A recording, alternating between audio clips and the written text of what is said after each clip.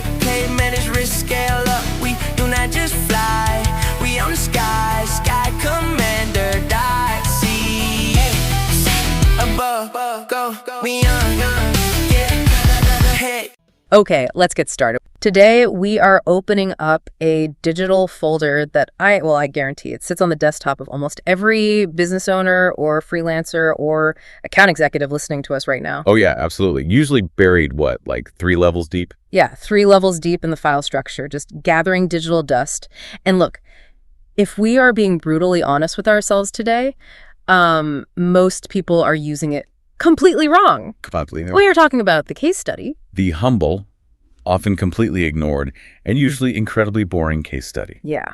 And I know what everyone listening is thinking right now. I can practically hear it. You're thinking, okay, marketing fluff, a victory lap, a folder of pretty pictures where a company brags about how great they are. Right, especially if you work in a highly visual industry. Exactly, like construction or drone operations, industrial inspections. The instinct is just always, well, I'll just show them the footage sells itself. And that instinct, that specific belief that the work speaks for itself, that is exactly where 90% of businesses lose the deal before they even walk into the room. That is a really bold statement to start us off. You're saying the work doesn't speak for itself. I am saying that in a high-stakes B2B environment, the work is just the baseline. It's the bare minimum. Okay. If you look at the stack of research we have today, and we have some serious heavy hitters here, we've got detailed mission to marketing playbooks for industrial drone operators. We have master classes on B2B writing from Edify Content, plus the strategy guides from HubSpot. Yeah, a really great mix of sources. And the consensus across all of them is completely different from what most people think. A case study isn't a victory lap. It isn't a gallery. It is a weapon. A trust weapon. That's the exact term that popped up in the research, and I absolutely loved it. That's great. It sounds aggressive, but, in a good way. Exactly. It's a trust weapon, and arguably, even more importantly, the sources call it a retrieval system. Okay, so retrieval system sounds a bit like, I don't know, data management. It does. So our mission for this deep dive today is to completely reframe how you, the listener, think about this document. We are going to take this from marketing fluff to what the sources call a high conversion evidence system. Which is a huge mental shift. It is. And to do that, we really have to start with the psychology of the buyer. Like, why do they even read these things in the first place? Because let's be honest, nobody wakes up on a Saturday morning, pours a cup of coffee, and thinks to themselves, man, I really can't wait to read a PDF about commercial roof inspections. No, definitely not. If they're reading a case study, they're usually stressed out. Stressed? Yeah, it comes down to one core philosophy found across all these sources. Buyers aren't buying your product. They aren't buying a drone flight or a software subscription or a consulting package. Right. They are buying reduced uncertainty. Reduced uncertainty. Okay, let's unpack that. Because usually we think people buy solutions or they buy benefits. Right. Those are classic marketing terms. Yeah. But think about the actual emotional reality of the environment we are selling into. When a B2B buyer, someone in a mid to large company, makes a purchase, they are taking a massive personal risk. I see where you're going. If they hire you and you screw up, they don't just lose the company's money. Right. They look incredibly bad to their boss. They might lose their budget authority. And in extreme cases, if you cause a major safety incident or a massive data breach, they lose their job. So the stakes are intensely personal. It's not just company X buys from company Y. It's Steve, the safety manager, desperately hoping he doesn't get fired for hiring the wrong guy. Highly personal. In fact, HubSpot actually calls a good case study regret insurance. Regret insurance. That is such a sticky phrase. I love that. It is, and it's perfectly accurate. The case study exists to overcome the deep fear of buyer's remorse. Yeah. It helps the buyer defend their decision to their boss before they have even signed the contract with you. It answers the one terrifying question, keeping them up at night. Which is what? If I hire these guys, am I going to look like a genius or am I going to look like an absolute idiot? So it's not about bragging at all. It's literally about safety. It's about signaling to them, hey, I am a safe pair of hands. Precisely. It is risk mitigation masquerading as marketing. That's a great way to put it. And when you frame it that way, you suddenly realize that pretty pictures don't mitigate risk. Evidence mitigates risk. Now, I want to set the stage a bit here for everyone listening, because a lot of our source material today comes from a very specific very high-stakes world, which is the world of professional drone operators. Right. We're talking about playbooks for pilots who inspect critical infrastructure, cell towers, active construction sites. But, and this is a massive but, even if you are selling saws or copywriting or industrial plumbing, stick with us. Oh, absolutely. Because the underlying psychology here is totally universal. The drone analogy is honestly perfect because it's so high risk, high reward. Think about it. If a drone pilot messes up, a physical machine falls out of the sky. Yeah, that's terrifying. It hits a windshield, or they accidentally violate federal airspace, or they inadvertently take a photo of a secret prototype at a facility.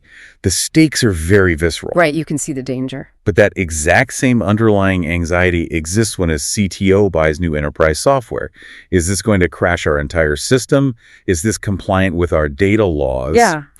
The operator mindset from these drone sources applies to any high-value sale where trust is the actual currency. So we're going to use that operator lens today. We've got the mission to marketing playbooks, we've got the B2B writing guides, and we are going to build what they call a high conversion evidence system. Yes. Basically how to turn a single job you did into endlessly reusable sales ammo. Let's get right into it. All right, so section 1, the mindset shift. We have to move from highlight reel to evidence system.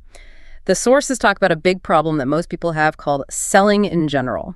What does that actually mean? Selling in general is the default mode for almost all creatives and service providers. It is when you have one single portfolio that you show to literally everyone. You say, look at my good work. Here is a massive montage of everything I have ever done. So you have a wedding video next to a roof inspection next to a real estate fly-through. Exactly. It's the jack of all trades portfolio. And what's wrong with that? The problem is a commercial construction project manager and a site safety officer care about completely different things, even if they are standing on the exact same job site. Right. Okay. The project manager obviously cares about the schedule. Are we on time? Are we under budget? Yes. And the safety officer cares about, well, not getting sued, keeping everyone alive. Right.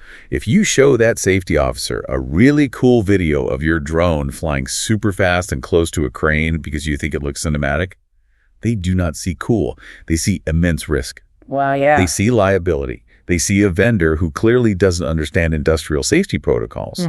So the source material argues heavily that you need to stop selling in general and start closing with proof that is hyper-specific to the actual buyer's role. And to do that, you need a library, but not just a messy folder of files on your desktop. The high conversion evidence system source describes 3 distinct layers to this library. This is crucial. I really want to unpack these because this was a huge aha moment for me reading through this. It's not just files, it's a hierarchy of truth. This is what they call the operator-grade way to organize your business evidence. Layer 1 is called mission truth. Mission truth. This is strictly internal. It's the raw files, the full unedited manifest, the raw data logs, and importantly, it includes the what we did wrong notes. Wait, the what we did wrong notes, you actually keep those? You have to keep them. You never publish them, of course, but you keep them. This layer never ever lies. It is your totally objective internal record of reality. So what goes in there? Did your battery drain 20% faster than expected because it was cold? Did your crew arrive 10 minutes late? Did the client suddenly change the scope of work mid-flight? You document all of it here so you can learn from it. It's essentially your black box recorder. I really like that analogy. It's the black box. Okay, then you have layer 2, which they call client safe proof. Correct. So layer 2 is the filter. This is the external facing version. This is where you proactively redact sensitive info. You are blurring faces, blurring license plates, security keypads. We'll talk a lot more about redaction later because that was fascinating. Oh, we definitely will. Yep. But layer 2 is also where you label the visuals clearly. You write the outcome statements. This is the highly curated evidence that lives permanently in your sales system. Right. This is what you are actually willing to show the outside world. And then layer 3. Layer 3 is simply channel wrappers. This is just the packaging. It's the LinkedIn post, the PDF one-pager, the quick email blurb. So the core story doesn't change. Exactly. The key insight here is that the facts, the hard evidence from layer 2, stay exactly the same. You just change the wrapper depending on where you are sending it. So you are not rewriting the entire story from scratch every single time you want to post. You're just changing the packaging. Precisely. It is highly efficient. You build the evidence once, that is your layer 2, and then you deploy it everywhere using different layer 3 wrappers. It literally turns your marketing into an assembly line rather than a stressful creative writing assignment every time you need to update your website. Now, there was another concept in this section that I found really powerful, specifically from the Sky Commander sources. Yes, evidence ladder. Yes, the evidence ladder. It breaks down the hierarchy of trust. Because we all tend to just naturally think our word is good enough. But in B2B enterprise sales, your word is, well, it's not worth much, is it? It's harsh, but it's very true. In a low-trust B2B world, your word is worth 0. The evidence ladder is basically a tool to audit your own marketing materials to see if you are actually proving anything at all. Okay, let's walk through the rungs of this ladder. It starts at the very bottom rung with claim. That is just what you say you did. For example, we improved safety. Which is incredibly weak. I mean, anyone can say that. I can literally say I improved safety by staying in bed all day and doing nothing. It's meaningless without context. Right, it's extremely cheap. It costs you absolutely nothing to say. The next rung up, the ladder, is method. This is how you did it. Okay. So instead of we improved safety, you say, we improved safety by using aerial imagery to reduce the number of ladder climbs. That is much better. Because it implies there is a repeatable process. It tells me how you actually solve the problem. Exactly. So we are getting warmer. The next rung up is proof. This is where you actually show the redacted image of the roof inspection. The visual evidence? Yes. You show the photo of the cracked shingle that you found without ever sending a human being of a dangerous ladder. Visual evidence. Now I can see it with my own eyes. And the top rung. The holy grail of the ladder. Decision. Decision. What could the client actively do next because of your work? Okay, give me an example of the specific difference between just proof and decision. Because I feel like people get stuck at proof. They absolutely do. Proof is just saying, here is a high-resolution photo of the roof. Decision is saying, because of this highly detailed photo, the client dispatched a repair crew specifically to Zone A without having to climb the entire roof for a preliminary scout, saving 4 hours of labor and mitigating fall risk. Boom. That is the money shot right there. So we improve safety is the absolute bottom. The client saved 4 hours and safely dispatched a crew is the top. Exactly. And the takeaway from the source material here is brutal, but it's totally necessary. If you cannot attach evidence, you must soften the claim. Let's soften the claim. Do not say we revolutionized their workflow if you can't explicitly prove it. Instead, you say, we introduced a digital workflow intended to streamline X. That is such a good practical rule of thumb. Stop overclaiming if you can't prove it. It actually builds so much more trust to be slightly modest but totally accurate than to be hyperbolic and vague. Precisely. Hyperbole instantly triggers a buyer's bullshit detector. Precision triggers trust. Okay, so that is the mindset shift. We are building an evidence system, not a highlight reel, but now we have to actually sit down and write the thing. Yeah, the hard part. Right. And let's be honest, writing case studies can be like pulling teeth. They usually end up dry, boring, overly technical. But the sources gave us a very specific framework to fix this. Let's move into section 2. The anatomy of a killer case study. They call it the 6-block framework. This comes directly from the proof story source. It's a rigid template designed specifically to stop you from rambling. It forces absolute discipline in your writing. Okay, block 1. Block 1 is the client goal. But there is a major catch here. It has to be written in the client's language, not your language. Give me an example of that. Like, what is the wrong way to write block 1? The wrong way is writing, the client wanted a drone inspection. Right, because that's your language. You sell drone inspections. Exactly. The client does not wake up in the morning wanting a drone inspection. They have a specific business problem they need solved. So what is the right way to write it? You're right. The client needed to validate contractor billing so they could release the monthly payment. So they could formula. I saw that heavily highlighted in the notes. It is absolute magic. Client needed X so they could Y. It forces you to immediately focus on the actual business outcome.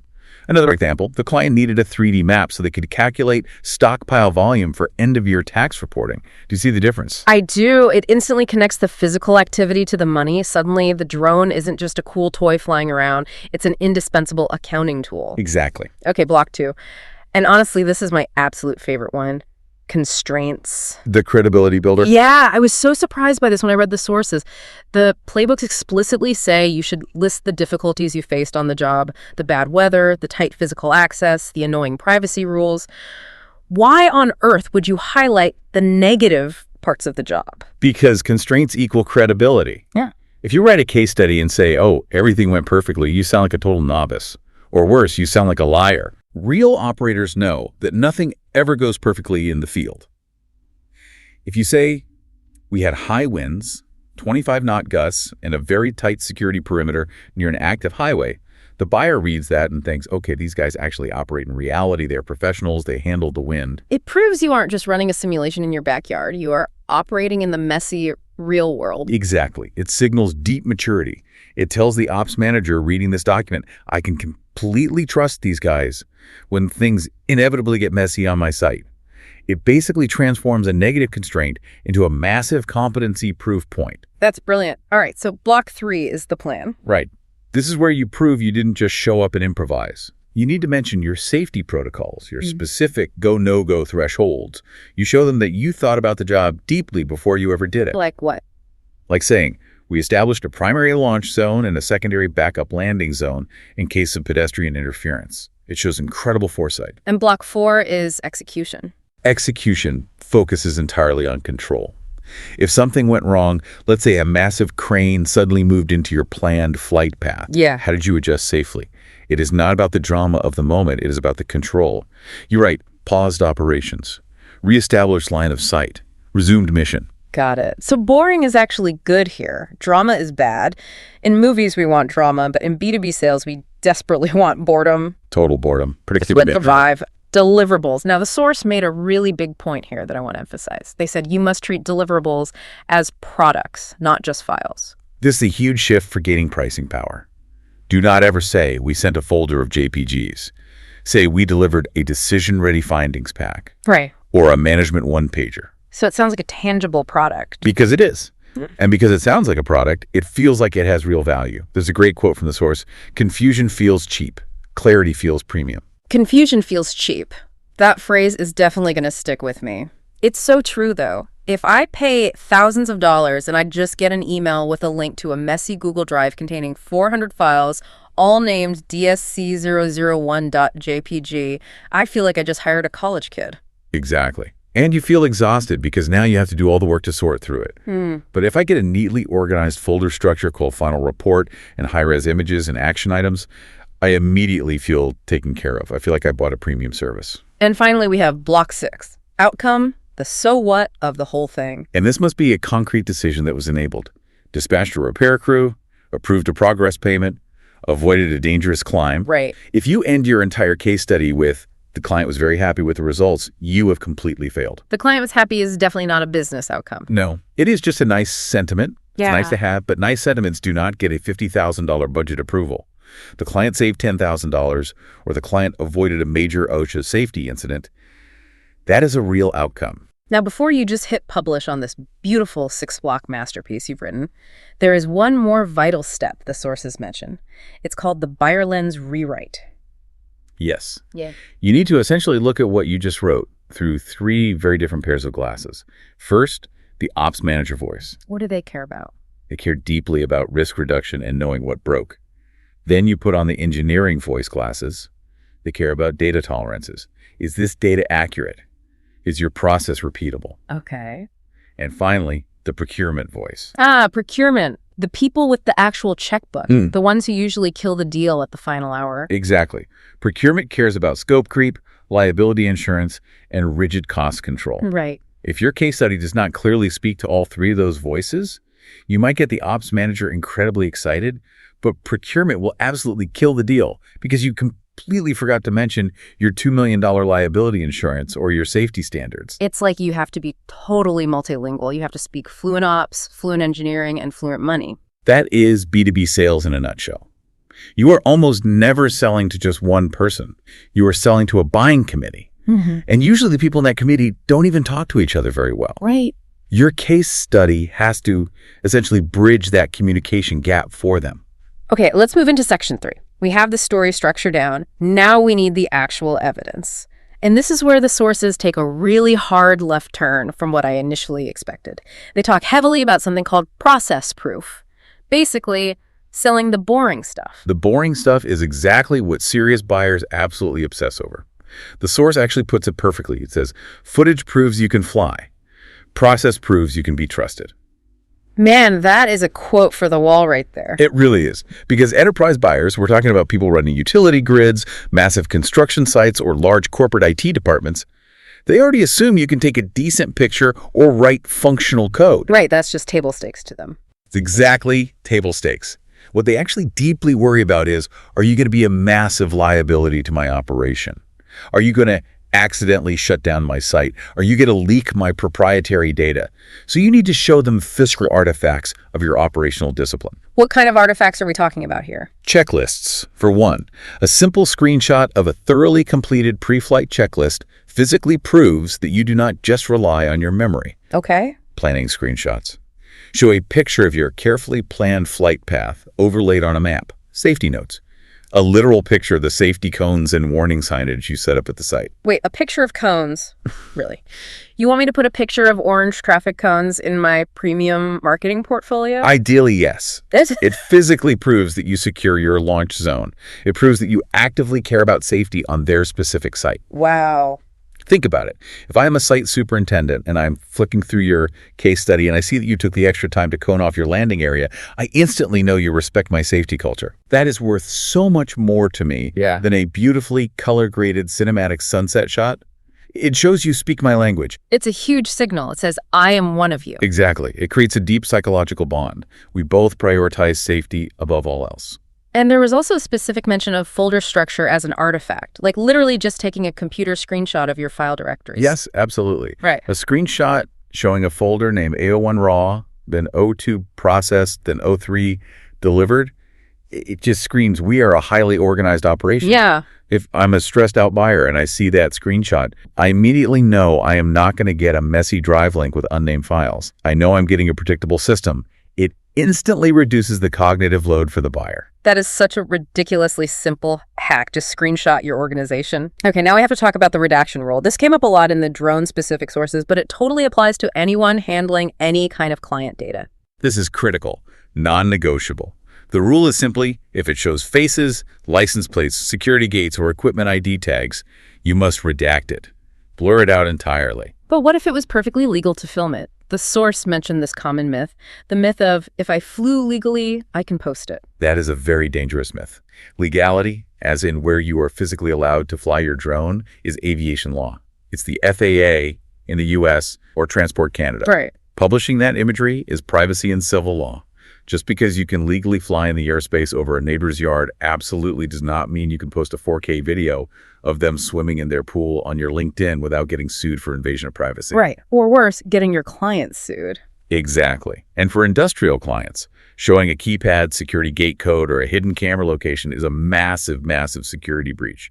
If you redact those things visibly in your case study, like drawing a big, obvious, blurry box over a keypad, you are non-verbally telling the client, I protect your secrets. It's a flex. Redaction is literally a marketing flex. It absolutely is. It shows you are a mature operator, not just an Instagram content creator.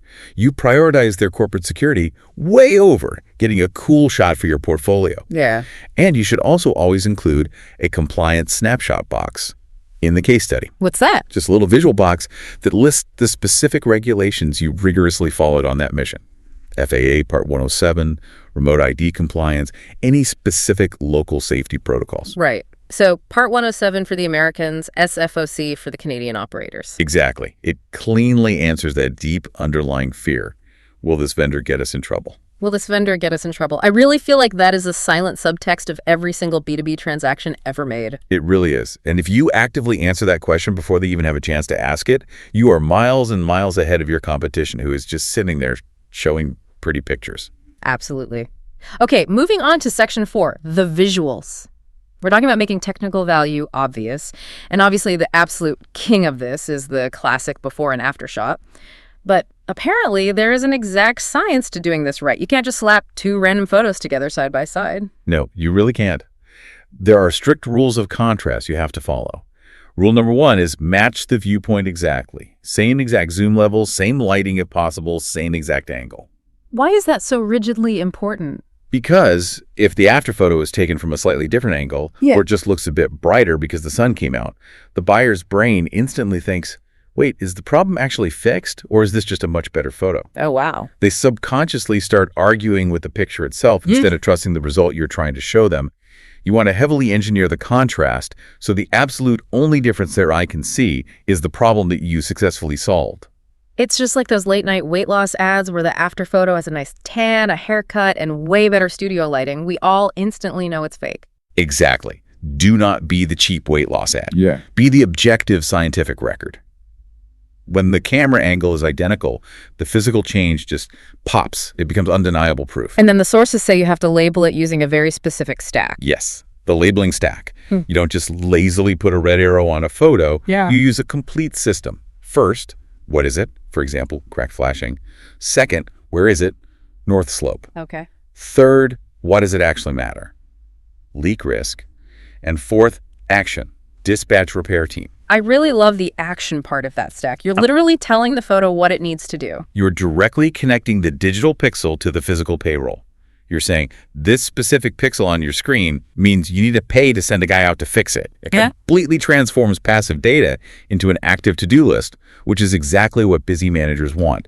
They just want to know, what do I need to do next? And there's also a tiny detail mentioned here that I thought was brilliant. It's called the locator inset. Oh yeah, this has a huge impact. If you just show a massive close-up of a tiny cracked bolt, nobody looking at that photo knows where that bolt is.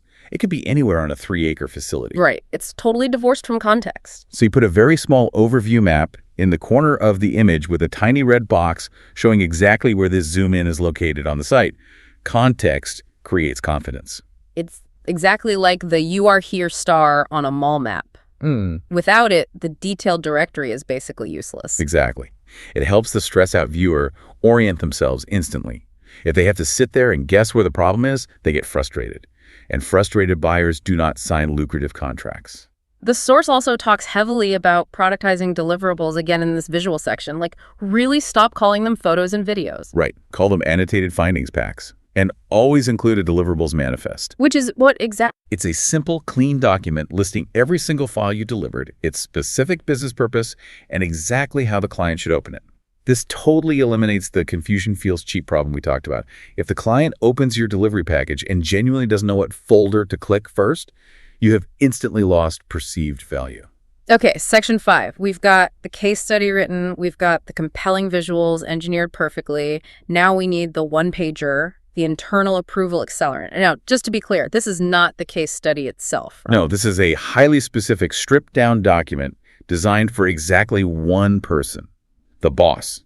The person who has absolutely never met you and who fundamentally does not care about your drone specs or your camera's megapixel resolution. This is the actual regret insurance policy document. Yes, exactly. It cleanly answers 4 vital questions. What are we buying? What is the risk? How much does it cost?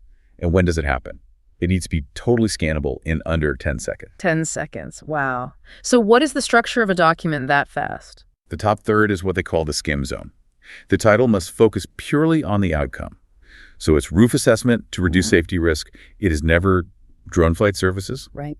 Below that, a mission snapshot detailing the rigid timeline, the exact deliverables, and the total fixed cost. Okay, and the middle section. Credibility. A very brief summary of your method, a tiny bit of process proof, and here they are again, your constraints, explicitly listing what you will not do. Defining the skip boundaries. Setting strict scope boundaries prevents scope creep later, but more importantly, it makes the boss feel incredibly safe that you aren't going to suddenly start billing them for unauthorized extra hours. And the bottom of the page. The ask. A very clear, unambiguous decision request line.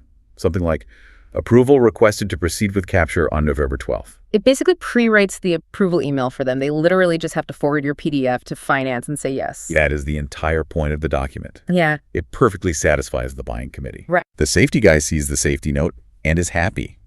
The finance guy sees the fixed cost and is happy. The ops guy sees the timeline and is happy. Everyone finds their personal yes on one single piece of paper. Right. It massively greases the wheels of corporate bureaucracy. That is absolutely brilliant. Okay, now section 6, intel gathering. To write these incredibly great stories, you actually need good information from the client. We have a great source here from Edify Content about exactly how to interview clients. They call it the hero interview. This requires a massive mindset shift for the person conducting the interview.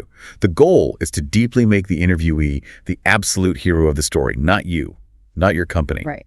If you make the client look incredibly smart and innovative to their peers, They will eagerly share that case study everywhere. So how do you actually structure that interview to get that result? Use a very specific 3-part arc. The first 20 minutes is all about life before. Life before. What were the daily challenges? What was the acute pain they were feeling? You want them to say something like, we were bleeding $10,000 a month on unnecessary scaffolding rentals. You really want them to viscerally relive that operational pain. Okay, so you really dig into the struggle first. Yes. Yeah. Then the middle 20 minutes is the experience. What was their genuine emotional reaction to your specific solution? Did they feel intense relief? Did they feel excitement? Emotional reaction. Yes, you want quotes like, when we finally saw that highly accurate 3D model, we realized with horror that we had been overpaying for raw materials for 3 straight years. Oh, wow. And the final part of the interview. The last 20 minutes is future impact. What can they confidently do now that they couldn't do before? For example, now we can confidently bid on much bigger regional projects because we have this data. It's literally the classic hero's journey narrative. The client is Luke Skywalker, and you are just Obi-Wan Kenobi. You hand them the lightsaber, but they're the ones who actually save the galaxy. Exactly. And focusing heavily on that emotion is the key to the whole thing. Asking questions like, how did you personally feel when you first saw the data? Right. That is exactly where you get the absolute gold quotes. You want them to look at you and say, honestly, it was a massive weight off my shoulders. That is a devastatingly powerful testimonial. Speaking of getting quotes, let's talk about testimonials. The frictionless testimonial system. I personally love this section so much because I absolutely hate asking people for testimonials. It always feels so awkward and, I don't know, needy. Oh, everyone hates doing it. And Yeah. honestly, clients hate writing them just as much because they never know what the right thing to say is. They just stare blankly at a blinking cursor on a screen, they get distracted by a meeting, and they just never end up doing it. The golden rule here is do not ever ask them to write it. Wait, do not ask them to write it. How on earth do you get a written testimonial if you don't ask them to write it? You meticulously write it for them. Okay, you have to explain that. It is called the A/B method. You simply send them a quick email saying, hey, Steve, so glad the project went smoothly. I went ahead and drafted 2 quick options for a potential quote based on our conversations during the job. Just hit reply with A or B, or feel free to tweak them however you see fit. That is pure genius. It totally removes the cognitive load off the client. They don't have to stare at a blank screen and invent something. Completely removes it. And the trick is you base the drafts on things they actually verbally said to you during the job. So it genuinely sounds like their actual voice. Give me an example of the 2 drafts. So draft A might be heavily focused on speed. Something like, they deployed to our site and delivered actionable data in under 24 hours. Wow. Draft B might be focused entirely on quality. The data tolerances were incredibly precise and perfectly matched our engineering models. Right. They literally just picked the one that best fits their own internal corporate narrative. And the source mentions you need to ask right after the value moment, not just randomly when you send the final invoice 30 days later, but exactly when they actually use the data to save money or make a critical decision. That is when their gratitude is at its absolute highest peak. Precisely. Timing is absolutely everything with testimonials. Now, what if they are a bit shy about using their real name? No. Because some big enterprise companies have very strict legal policies against officially endorsing outside vendors. That happens all the time. Yeah. You use what's called the permission ladder. You politely offer them descending levels of attribution. How does that work? You say, ideally, we can do full name and company name. If that's not possible, we could just do first name and job title. Or if needed, we can do completely anonymous. Right. Because an anonymous quote that specifically says, this digital workflow saved us $50,000 in Q3 is still infinitely better than having no quote at all. Absolutely. Saying a Fortune 500 energy company sounds pretty damn cool, even if you technically can't legally name them. Exactly. It completely validates to the reader that you actively work at that elite enterprise level. Okay, we are finally in the home stretch here. Section 7, distribution. So you have meticulously built this amazing asset. You've got the hero interview, the perfectly matched photos, the rigorous process proof. Now what do you do with it? The source calls this one truth, 4 wrappers. This brings us all the way back to the core library concept we started this deep dive with. You have one single master truth file that is your internally vetted, approved case study. You do not rewrite the core story every single time you need a new marketing piece. You just wrapper it. Okay, what are the 4 specific wrappers? Wrapper 1 is the website. This is highly searchable, packed with SEO keywords like commercial roof inspection or construction progress monitoring. This is the big long-form version with all the deep technical details for the people who really want to read them. Okay, so that's the main archive. Wrapper 2 is LinkedIn. This has to be fast, highly human, and hook-driven. You use a visual carousel of those perfectly matched before and after images. You do not just post a boring link to the PDF. Right. You natively post the story. Something punchy, like, we found a microscopic crack that saved this client 50 grand. Swipe to see the exact photo. And the other two wrappers? Wrapper 3 is the PDF leave behind. That is your highly structured one-pager we talked about for a procurement. That is the clean, safe corporate version. Okay. And wrapper 4 is the email follow-up. Very short, highly personal, and directly pointing to that PDF. Just saying, hey, I saw you have a similar infrastructure project come up next month. Here's exactly how we handled a very similar job. So it really is just an efficient content assembly line. Yes, it is. And the HubSpot source has some truly great plays here for marketing automation. Like what? If a deal is currently stuck in the negotiation stage in your CRM and it's just sitting there, you can actually set the system up to automatically email a highly relevant role-specific case study to that exact prospect. Oh, wow. Yeah, just an automated note saying, hey, I know we're crunching the final numbers right now, but I wanted to share exactly how we rigorously saved a very similar client X amount of money. That is incredibly powerful, literally using your past evidence to unstick your current stalled deals.